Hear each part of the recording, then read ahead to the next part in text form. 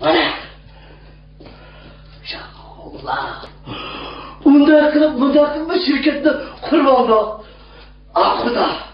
Özel bireysen olmuş Allah'u etti. Bana. Kiler. Şurada kiler. Kızım. Bunu işte. Şurada kim çıktınız?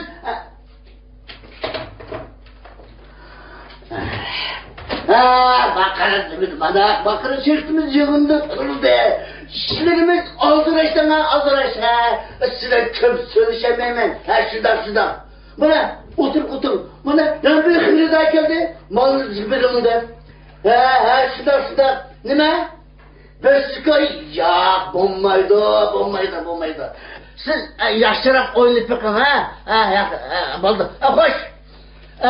Burada bir işimiz var mı te? Ben telefon şirketi işleyemem. Sen ola telefonu sınır olgun kege.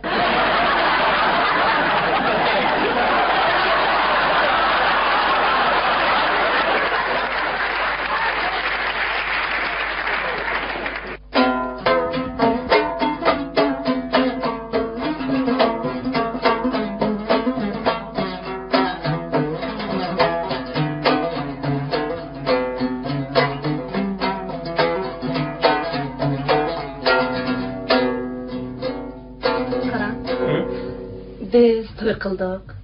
Bir uyga kirdik. Endi bundan keyin sening mening degan gapni hargiz qilishmaydi bo'lamdi. Bo'ladi. Bundan keyin sening mening degan gaplar mavjud bo'lmaydi-ku. Shunda. Masalan, bu uy Bizda, bu baxtiyor turmush. bizda. Sen bir narsa unutib qoldingiz. Nimni unutib qoldi? Alloh xolisa siz tug'ilgan mening bolam bizni